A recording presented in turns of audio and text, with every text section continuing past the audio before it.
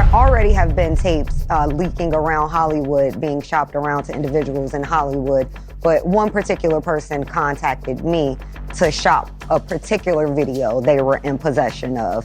So they have been in contact with you. Is that why you're here today? Yes. Okay. Homeland Security. Oh, wow. So were you surprised, or was that the call that you were kind of waiting for? Surprise. Oh.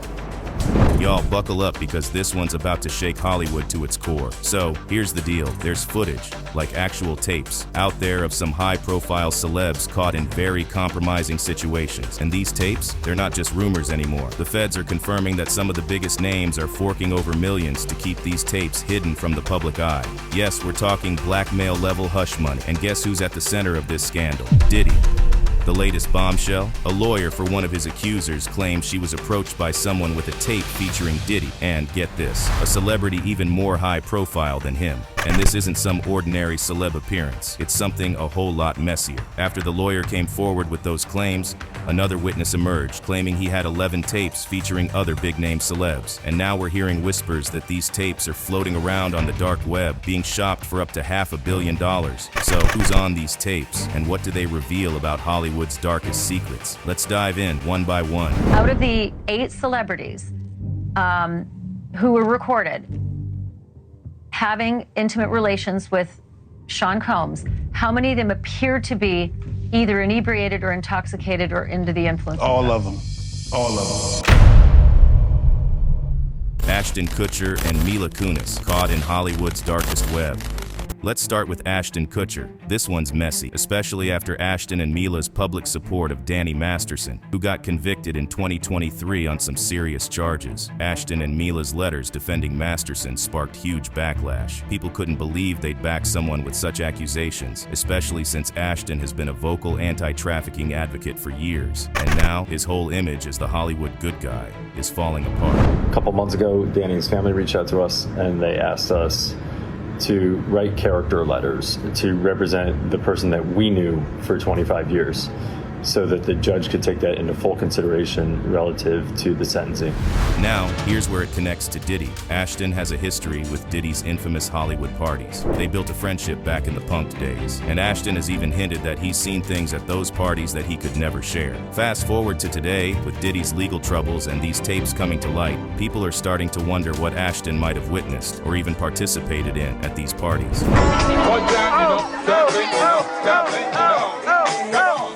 Throw your hands in the air.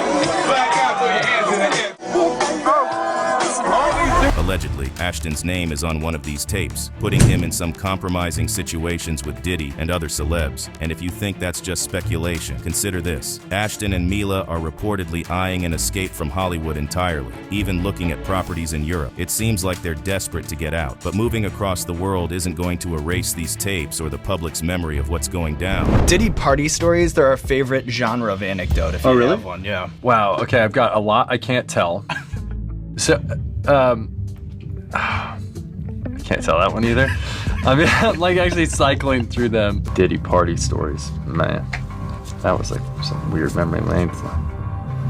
And it gets even darker. Ashton has been an anti-trafficking advocate, yet here he is, tied to Diddy's parties where questionable things reportedly went down. Add that to a rumor that a 13-year-old was once invited to one of Diddy's parties Ashton attended, and the whole story takes on a whole new, disturbing angle. Ashton's fans are struggling to reconcile his charitable image with these revelations, especially since his connections to Diddy's circle suggest he may have turned a blind eye to certain things. So good.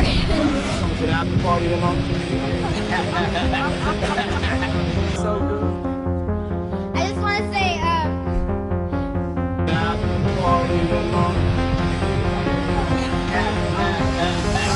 Rick Ross, silent, shady, and hiding secrets. Next up is Rick Ross. Now, Ross and Diddy have been close for years, practically partners in crime when it comes to the industry. But here's where it gets sketchy. Since Diddy's arrest, Ross has been unusually quiet. For a guy who loves the spotlight, his silence is raising eyebrows. Could it be that Ross has something to hide too? In one of Ross's hits, Same, He even boasts about sharing women with Diddy and other celebs. And it's no secret that Ross and Diddy have attended some questionable gatherings together. Ross once promoted Diddy's vodka brand for free, and Diddy later paid him back with a cool $1 million check. But what's Ross hiding now? Why has he suddenly gone radio silent when his best friend is facing some of the biggest allegations in the industry? This question is Rose. The jobs you keep offering them, brand ambassadors. And I responded, what else can I offer you virtually? To make things juicier, an old clip has resurfaced of Ross and Diddy shirtless, washing Young Miami's car together. Fans couldn't stop talking about that clip, with even 50 Cent throwing shade their way. And Ross's ex, Tia Kemp, has also come forward, claiming that Ross and Diddy have been hiding certain details about their relationship for years. According to Tia, Ross went as far as threatening her to keep these secrets buried. So, is Ross's silence his way of distancing himself from Diddy's mess, or is he afraid his own secrets might come out? Real T. Your brother over there paying people to put hits out. He over there paying people to put hits out. And running off with his money, and it's getting back to me. So now I'm finna send the feds over there to y'all empire. We washing Carisha car, baby. That's right. We washing Carisha car. And then we washing my mother car. And we shooting commercials and we washing cars because we spreading love. You know what I'm saying? This is black entrepreneurialism at its best. Y'all can't fuck with us. Free soap or nothing, man. Those cars is dirty. Woo! It's like a strike. It's like ain't nobody playing either. I'm proud of my brother, for real. I was saying like how he had the car show, he pulled up on me. Pulled it off. And I got to use his products. And we was like, you know, let's have a, you know, an act of love. Because washing the car, most hustlers don't wash a car. A lot of cats got ego. A lot of times you feel like you too big for Yeah, they got shame in their game. And if that wasn't wild enough, rumors suggest there's an old photo floating around of Diddy and Ross, supposedly caught in a compromising position. Add in the resurfaced interrogation footage from a 2018 incident at Trump National Hotel, where a man claimed he was mistreated by Diddy and other celebs, including Ross, and it's looking more and more like Ross has some skeletons he's trying to keep locked away. Diddy and Ross, which they good buddies, okay? They're gay. Who? Both. Diddy and Ross. And Khaled. They're all gay, okay? DJ Khaled, Rick Ross, and P. Diddy? Yeah. They all gay? Yeah. Beyonce, tied to a shady past with Pimp C. Now let's talk about the queen herself, Beyonce. Rumors have been swirling for years that there's a tape out there featuring Bey with a well-known rapper. Some even say it involves the late Pimp C, who was known for his outspoken and controversial views. According to sources, Pimp C allegedly had access to footage of an R&B singer, rumored to be Beyonce, in a compromising situation. Word is, Jay-Z went to great lengths to keep that tape hidden. UGK was Pimp's baby, and he had put his heart and soul into it. And he didn't want to do all of that to get to this point and do one song with somebody and have his legacy perverted. That was the way he looked at it. I would rather not do this record if doing this record means that I have to compromise some part of myself. The late Pimp C wasn't shy about calling out shady industry practices, and he even once claimed he knew things about certain celebs that would shake Hollywood. His sudden passing has always been clouded in mystery, and some fans think it was because he knew too much. Could it be that this rumored tape featuring Beyonce was part of the reason? I only gave him 12 bars. I ain't gave him 16, man. Jay-Z. I was like, dude. But, you know, he killed it. And 12 bars was crazy. But I think Jay listened to it and was like, wow, these guys really crushed this record. And now it feels like almost like it's UGK featuring Jay. This is one of those tapes that could ruin legacies, especially if it involves a young Beyonce. For years, people have speculated that Bey's rise to stardom wasn't as clean as it appeared, and this tape, if it exists, would definitely tarnish her carefully curated image. Fans are split on this one, with some insisting Beyonce would never allow herself to be recorded without knowing, while others believe the industry's blackmail vaults are real, and Bey's tape is locked away in one of them. Neo, the Diddy Jr. allegations. Now, Neo is another name that's come up in connection with Diddy's infamous parties. Recently, a video of Neo's ex, Sadie Bagnerise, went viral after she compared him to Diddy and called him Diddy Jr. She didn't stop there. Sadie went on to accuse Neo of having women in his house while their kids were around. She later apologized, but fans are wondering if there was more truth to her words than she initially let on. What we care about is doing drinking alcohol, these hoes. People are speculating that if Neo's ex is calling him Diddy Jr., he might have been caught up in some of those freak-off videos. And it wouldn't be too surprising given how close Neo has been with the Bad Boy crew over the years. Is Neo hiding a past he doesn't want us to know about? Was he just one of Diddy's party guests who got pulled into a darker side of Hollywood? Russell Brand, trapped in Diddy's power games. Russell Brand has always been Hollywood's wild child, but according to him, his interactions with Diddy went way beyond the usual Hollywood craziness. Brand described one instance as an enforced holiday to Vegas, where he felt he couldn't escape Diddy's magnetic influence. He's hinted in interviews that Diddy's parties weren't just wild, they were intense, almost predatory. For 48 hours in Vegas, you're seeing us at the beginning of the 48 hours. As you know, what happens in Vegas stays in Vegas, but we really, Brand even went so far as to call himself Diddy's puppet, saying that being around Diddy felt like he was always walking on eggshells. And let's not forget, Brand played a music exec in Get Him to the Greek who manipulates his artists. Fans are now rewatching the film, wondering if Brand was giving us a glimpse into Diddy's real-life personality. The rumor is that Brand might have been recorded on one of these tapes during one of those intense Vegas trips. Diddy went, could you pick me up from the airport? I've got back from holiday, or I'm going away, would you feed my fish? And really he didn't want to feed his fish. Oh, how much fish food you put in? He'd still do it because you think, oh, don't upset him. He's an influential person. Brand's comments make it clear he was uncomfortable, and with Diddy's parties having this type of reputation, it's no wonder people are asking if Brand has his own secrets tied to the Bad Boy empire. You put the drugs up. What's the problem? Please don't make me do that. This is the opportunity that you've been waiting for. You are now in the power position. Jennifer Lopez, freak-off tapes, and ex-husband's claims. Let's get into Jennifer Lopez, who dated Diddy back in the late 90s. Her ex-husband, Ojani Noah, recently claimed that J-Lo attended Diddy's freak-off parties during their relationship. He even hinted that explicit tapes might exist, involving her and some wild items found in Diddy's home by the feds. Ojani wasn't holding back, and his comments have sent shockwaves through Hollywood. And there's more. Suge Knight, former Death Row CEO, recently claimed on his podcast that Diddy's raided homes may have held footage showing J-Lo in some illicit activities, which allegedly even got back to Ben Affleck. Suge believes that this footage is a big reason why Ben and J-Lo are now facing marital issues, hinting that their recent rumored split could be connected to these tapes. Fans have always seen J-Lo as glamorous and squeaky clean, but these claims make it seem like there's a darker side. If these tapes are real, they would forever change how the public sees her. Leonardo DiCaprio, running from the scandal.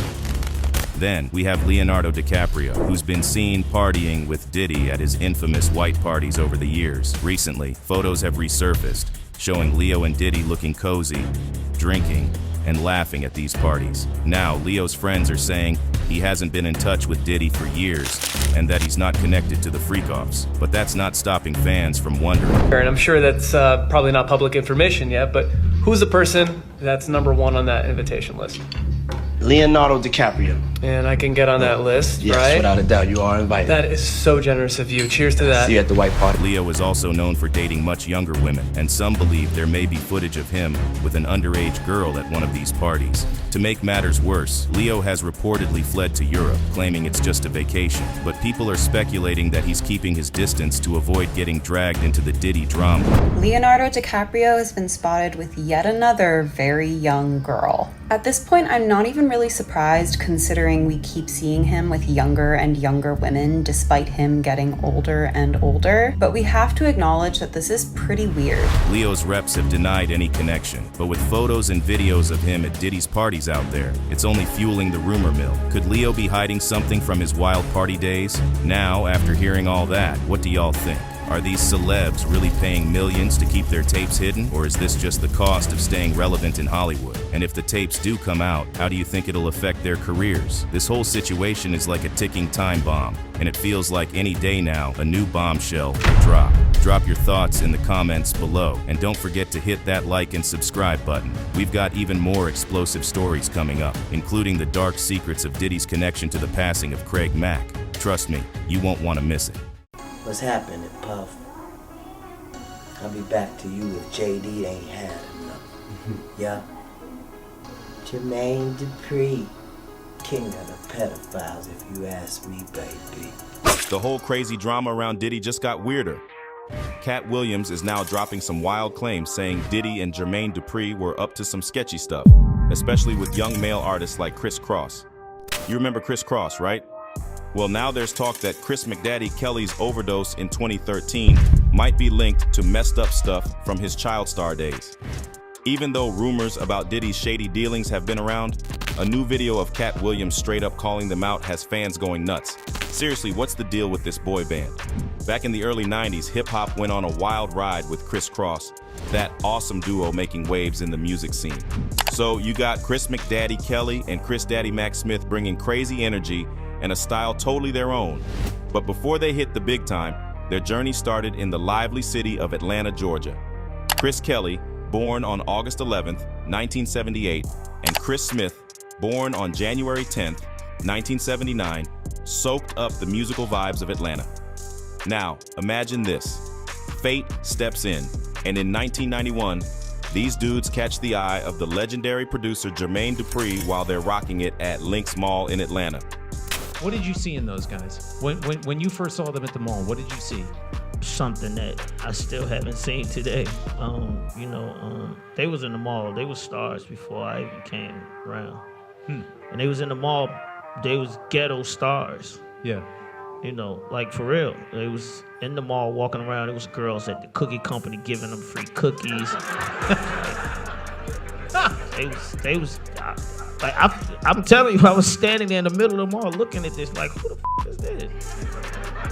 And I thought, because I wasn't really big on Nickelodeon and all that when I was younger, so I thought this was like some kids from Nickelodeon or something. People were actually, girls was acting wild about these little boys. Yeah. Dupri, with his eagle eye for talent, sees their potential and wastes no time signing them to his record label, So So Def. Under Dupri's wing, Cris Cross kicks off their journey to stardom. Fast forward to 1992, and boom! Their debut album, Totally Crossed Out, drops and blows up big time, selling over 4 million copies. Their standout single, Jump, is everywhere, topping the Billboard Hot 100 chart for a solid 8 weeks. The beat, the lyrics, and their killer chemistry have everyone hooked. But it's not just their music turning heads. These guys flip the script on fashion by rocking their clothes backward. Yeah, you heard it right. That bold move becomes their trademark. And suddenly, everyone's doing it. Cris Cross became a cultural phenomenon, and their music videos, especially the high-energy Jump vid, are on constant replay on MTV. And check this out. In 1992, at the peak of their fame, they hit the road with none other than the king of pop, Michael Jackson, on his European tour. Talk about a dream come true. Sharing the stage with MJ solidifies their place in music history. But wait, there's more. They even dipped their toes into the gaming world with a video game called Cris Cross Make My Video. Okay, it doesn't break sales records, but it shows how far their influence reaches. These guys aren't just music sensations. They become icons, inspiring a whole generation with their style and talent. Cris Cross opens doors for other young artists and leaves its mark on 90s hip-hop. After the crazy success of Jump, the world's hungry for more from Cris Cross. This hit single not only rules the airwaves, but also makes history, staying on top of the Billboard Hot 100 for a whopping 8 weeks. In 1993, the duo won the favorite new rap hip-hop artist at the AMAs and completely changed the musical landscape. Hey yo, first of all, we want to thank God for making all this happen.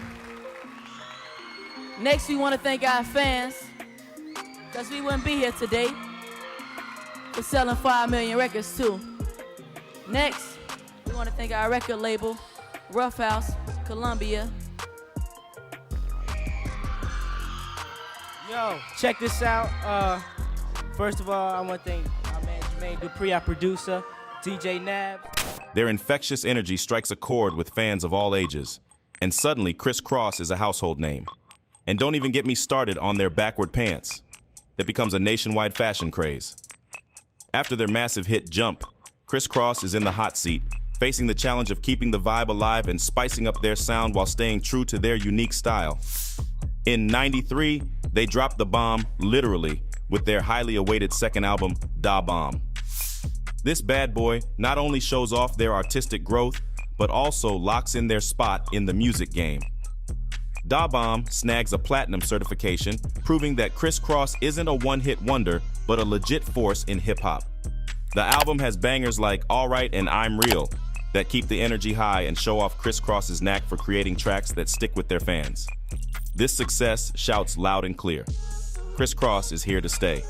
But as their music evolves, so does their look. They make a bold move by ditching their signature backward clothing style, marking a new chapter for the duo. They're all about showing off their growth as artists and breaking free from the old image. Now, not everyone was vibing with this change. Fans and critics had mixed feelings, but Cris Cross wasn't sweating it. They were all about that artistic exploration and growth, showing the world they were more than just a throwback style. They were the real deal. So in '96, Cris Cross threw down their third and final studio album, Young, Rich, and Dangerous. This one had a more grown-up vibe, spilling the beans on the duo's journey through the music biz and their own life experiences. Young, Rich, and Dangerous snagged the gold certification, making it crystal clear that Cris Cross had a solid spot in the industry. The album dropped some killer hits like Tonight's the Night and Live and Die for Hip Hop, proving these guys could handle all kinds of themes and styles. They were flexing their versatility as artists, no doubt. But you know how it goes. Despite their ongoing success, Cris Cross had to face some hurdles within the music scene. Hip hop was evolving, new trends were popping up, and these guys had to roll with the changes while keeping their unique sound intact. Some folks threw shade, thinking they couldn't adapt to the new wave, but Cris Cross didn't let it get to them. They stayed strong, kept true to their roots, and kept making music that hit home with their die-hard fans. Now let's rewind a bit. Cris Cross shot up like a rocket from their chance meetup at Greenbrier Mall to signing with Rough House Records. Totally crossed out, their debut album blew up big time, and with the smash hit Jump, they carved their names into music history. But as we're about to find out, their journey wasn't all smooth sailing. Challenges and heartbreak were on the horizon. As the 90s kept rolling, Cris Cross hit some bumps in the road that messed with their groove. The scene was changing, and they struggled to keep up and stay cool in an industry always hunting for the next big thing. Their early success rode on their unique style and catchy tunes, but as time went on, the novelty wore off, and the whole backward pants thing started feeling played out. To add to the mix, their voices matured, making it tricky to keep that high-pitched sound that made them stars. Despite these challenges, they kept dropping music and hitting the road, but the hype wasn't the same. Packed arenas and chart toppers turned into less than stellar album sales and half-empty concert venues. Internal drama and outside pressures threw more curveballs their way. The pressure to live up to their early success weighed heavy, putting a strain on relationships and sparking some creative struggles. In 1995, they made one last splash with the gold-certified album, Young, Rich, and Dangerous, showing off a more grown-up image. After this success, Cris Cross decided to call it quits, following the path of other early 90s groups. Interestingly, they got into this intense rap beef with another bad creation, ABC, a clash of egos and musical styles that fueled the kitty rap wars. Fans took sides, and the media ate up every bit of the drama. Both groups had their moment in the sun, but as music trends shifted, staying in the limelight got tough. ABC had their struggles, and Cris Cross faced a dip in fortune. Attempts to revive their careers fell short, and the changing music scene proved hard to navigate. After the decline, Cris Cross made a bit of noise with a 2013 reunion for the 20th anniversary of So So Def. Fans were hoping for a big comeback, but it turned out to be a one-time gig to dip their toes back in the water. The reunion was a nostalgic trip for fans, but it didn't lead to a long-lasting comeback. Both Chris Kelly and Chris Smith moved on to new chapters in their lives, pursuing individual passions and growth. The music industry took a back seat, but their bond stayed strong. Chris Kelly, one half of the 1990s hip-hop duo Cris Cross, died at an Atlanta hospital on Thursday at the age of 34. Fulton County Police say that Kelly was taken to the hospital after suffering from what is believed to be a drug overdose at his home. An official cause of death has yet to be determined, however, pending an autopsy. There were reports that Kelly had been diagnosed with cancer in 2009, but these reports have since been discredited. Rolled on, the duo had to face the usual challenges that come with growing up in the spotlight. Navigating the ever-changing music industry turned out to be a tricky journey, and for Chris Kelly, the pressures and temptations took a toll. In 2009, Whispers started when photos came out, showing Kelly with bald spots on his head. Rumors spread like wildfire, guessing a battle against cancer. But Kelly set the record straight in an interview, revealing he suffered from alopecia, a condition causing hair loss. Well, I mean, as far as with my health, I do not have cancer. I have a thing that you call alopecia, where you lose your hair. But behind the glitz and glamour of Chris Kelly's rise with Cris Cross, a darker battle was raging within. Kelly's success was overshadowed by a long and painful struggle with drug addiction, a battle that would tragically claim his life. Today we dig into the heartbreaking details of Chris Kelly's history of drug abuse and the similar episodes he experienced in the past. According to authorities, Kelly's mother, Donna Kelly Pratt, and his uncle Lamar Williams spilled the beans that he had a history of substance abuse. Kelly fought addiction for years, facing numerous challenges along the way. The exact details of his struggle stayed mostly hidden from the public eye, but those close to him knew the extent of his battle and the toll it took on his life. Chris Kelly's addiction not only messed up his personal life, but also had a messed up impact on his career. The once promising rap star found it increasingly difficult to keep up his creative output and meet the expectations of his fans and the industry. The toll of addiction had its consequences on his physical and mental well-being, leading to a decline in his musical endeavors. The challenges and struggles Chris Kelly faced stand as a stark reminder of the dangers of substance abuse and the devastating consequences it can have on one's life. Despite his undeniable talent and early success, he couldn't break free from the grip of addiction, ultimately leading to his untimely demise. But there's sad news to report. Chris Kelly, one half of that duo, has died of a possible drug overdose at the age of only 34. Kelly and partner Chris Smith were discovered in 1991 by producer Jermaine Dupri. The events leading up to Chris Kelly's untimely death unfolded in tragedy and shock. According to the police report obtained by TMZ, Kelly's mother revealed that he had been mixing cocaine and heroin the night before his passing. This deadly combo proved fatal, abruptly ending the life of a talented artist on May 1st, 2013. Just hours before his death, a disturbing video popped up, offering a glimpse into the troubled state of Chris Kelly. Shot in his Atlanta home, the footage shows Chris struggling and in a fight for his life. Hours after the video was recorded, a distressing call was made from Kelly's home to 911.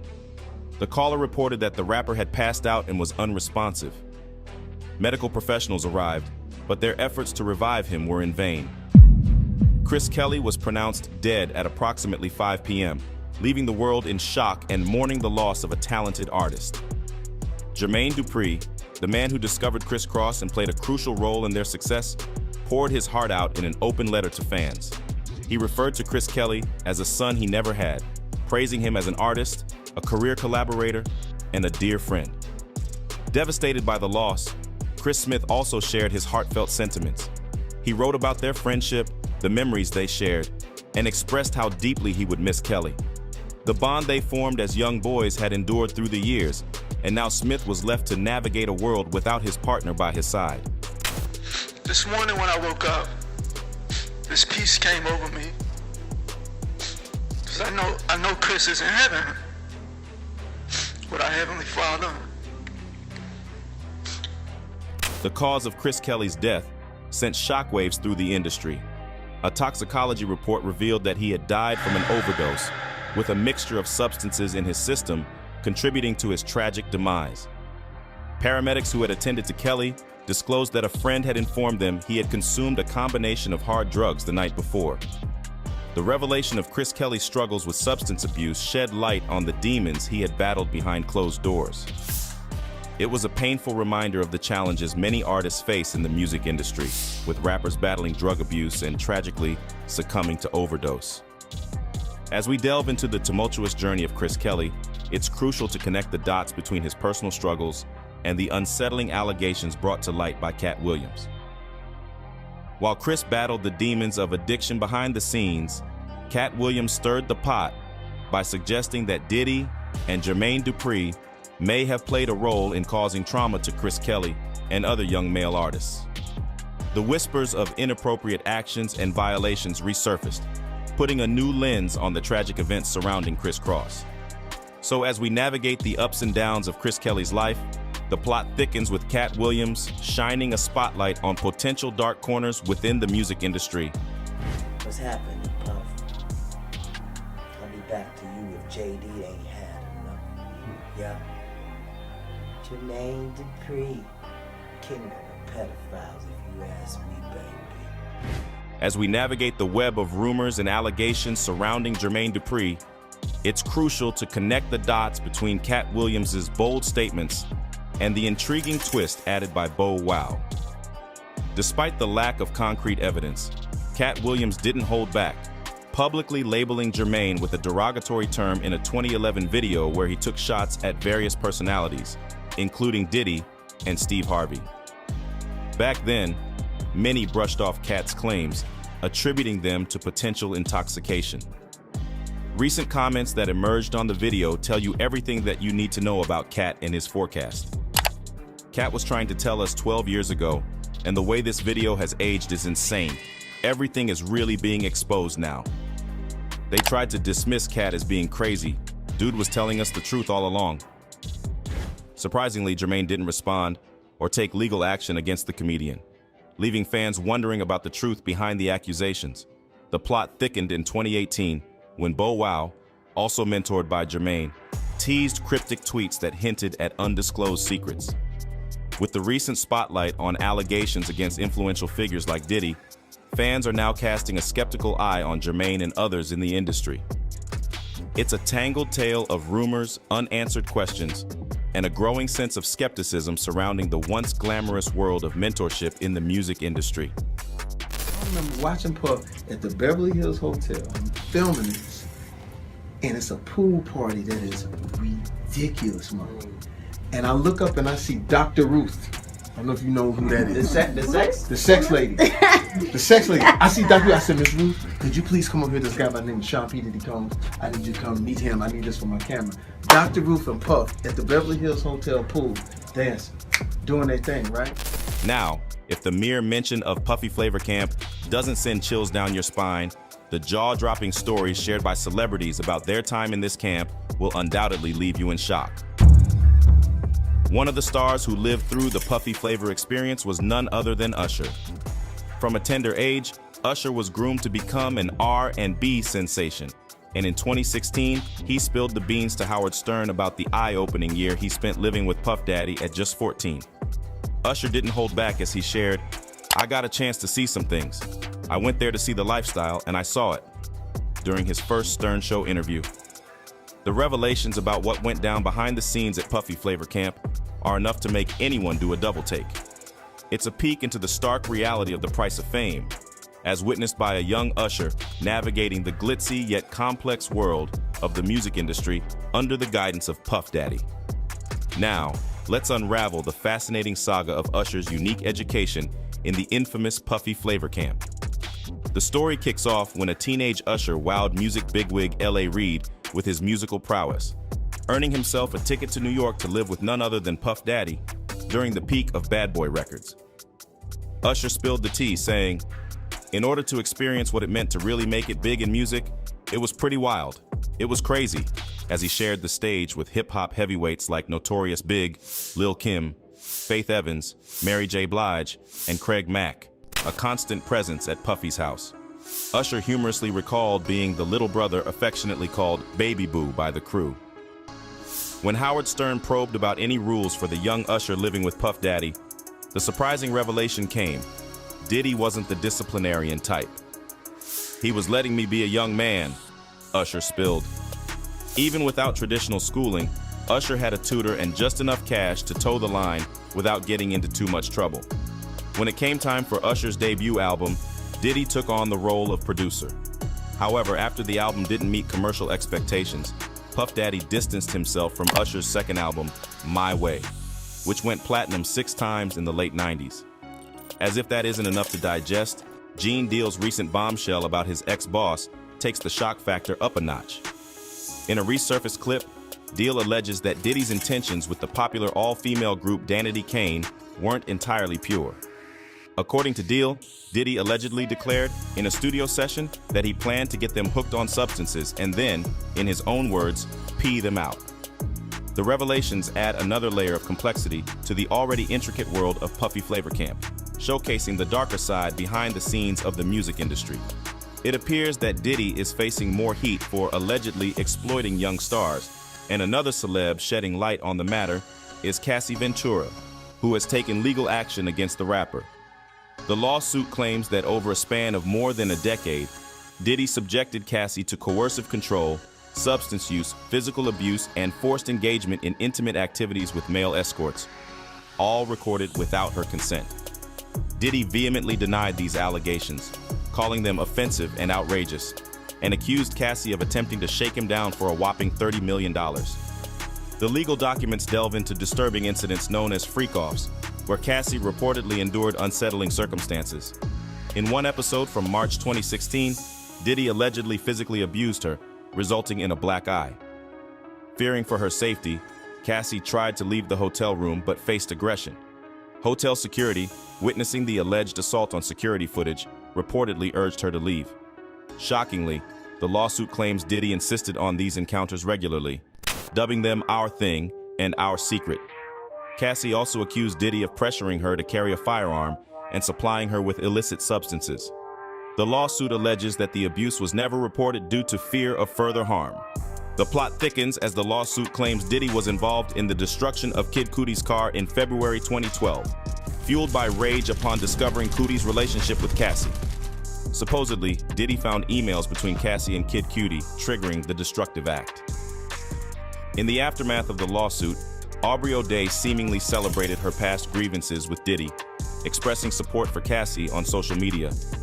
The former Danity Kane singer, who had previously worked extensively with Diddy, shouted out Cassie, stating, "Been telling y'all for years." O'Day later reiterated her full support for Cassie in a statement to Rolling Stone. The lawsuit unfolds with shocking revelations, shining a harsh light on the tumultuous dynamics within the music industry.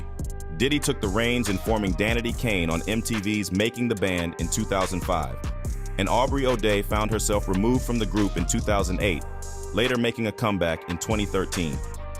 In a candid December 2022 episode of the Call Her Daddy podcast, Aubrey claimed Diddy ousted her because she didn't comply with expectations, emphasizing it wasn't about talent. Aubrey didn't hold back on criticizing Diddy for finally allowing his former artists to regain their publishing rights, alleging that he had them sign NDAs as part of the deal. Aubrey asserted she was offered her own publishing rights but refused to sign the alleged NDA attached. Expressing her feelings of vindication, Aubrey pointed out that Cassie settled with Diddy shortly after filing her lawsuit. Fans were left bewildered by Cassie's decision to settle, prompting Aubrey to call out the justice system, emphasizing money over accountability in an Instagram post alongside an article about the settlement.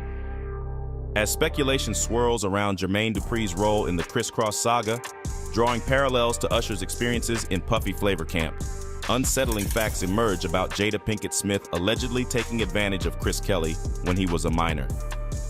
Daz Dillinger discussed an entanglement between Pinkett Smith and Chris Kelly, highlighting their age difference of 22 and 15 respectively. In the blink of fame's eye, Cris Cross left an indelible mark on the music industry, stretching beyond their fleeting limelight. The dynamic duo, pioneers in their own right, infused the scene with a distinctive style, infectious youthfulness, and undeniable talent echoing through the ages.